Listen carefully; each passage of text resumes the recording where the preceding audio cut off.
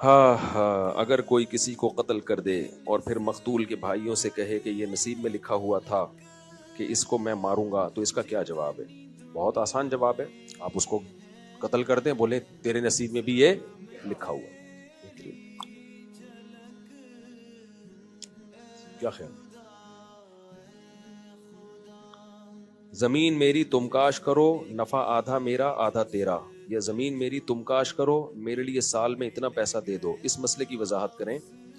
Doctor اسرار احمد نے کہا کہ حرام مطلق ہے، گاؤں دیہاتوں میں تو سب اسی طرح زمین دیتے ہیں۔ ڈاکٹر اسرار احمد بہت اچھے بڑے اسلامک اسکالر تھے، لیکن یہ مسئلے میں بہت بڑی غلطی کی ہے۔ صحابہ سے اس کا جواز ملتا ہے، حدیثوں سے بھی اس کا جواز ملتا ہے، انہوں نے اس کو سود کہا ہے، سود کا اس سے کوئی لینا دینا نہیں۔ بھائی زمین آپ کی، آپ کرائے پہ دے دیں اگلے کو، تو اس میں کرائے پر اجارہ تو شرعاً سب کے نزدیک جائز ہے، اس کے ناجائز ہونے کی کوئی دلیل نہیں ہے۔ اسی طرح صحابہ کے دور میں مزارعات کا رواج تھا کہ جس کی زمین ہے اس کو اپنے کسان کو دے دی، اور کسان کو یہ کہا کہ بھئی تو محنت کر، جو پیداوار ہوگی اتنے پرسنٹ میری، اتنے پرسنٹ تیری۔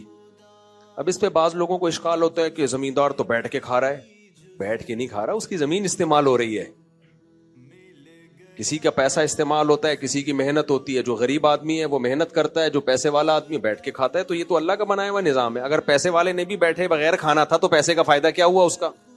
کیا خیال ہے بھائی؟ آدمی پیسہ کماتا ہے، دیکھو ہم کتنے لوگوں کو جانتے ہیں ساری زندگی محنت کر کے پیسہ کمایا، دکانیں بنائی، اب کہیں گے یار ہم نے بڑی محنت کر لی، اب ہم دکانیں کرائے پہ دے کے بیٹھ کے کھائیں گے۔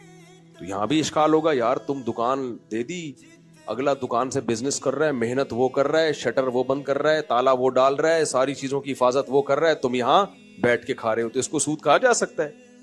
تو جیسے دکان رینٹ پہ دے کے لوگ بیٹھ کے کھاتے ہیں، تو ایسے ہی زمین بھی رینٹ پہ دے کے بیٹھ کے کھانے میں شرعاً کوئی قباحت نہیں ہے، تو اس میں کوئی حرج نہیں ہے۔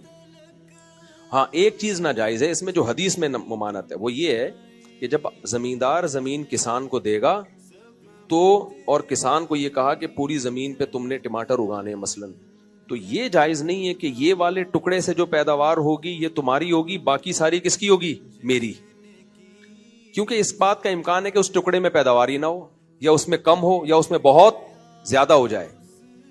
تو جتنی زمین دی ہے اس پوری میں شرکت کرنی پڑے گی بھائی، ٹوٹل جتنی پیداوار ہوگی اس میں اتنے پرسنٹ میرا، اتنے پرسنٹ تمہارا، تاکہ پیداوار کم ہو تو دونوں کے پروفٹ میں کمی ہو، پیداوار زیادہ ہو تو دونوں کے پروفٹ میں اضافہ ہو۔ سرمایہ دار کیا کرتا ہے؟ اضافہ سارا خود، اور اس کو اسپیسیفک ایک چیز پکڑا دی، نہ یہ اس مزدور پہ ظلم ہے۔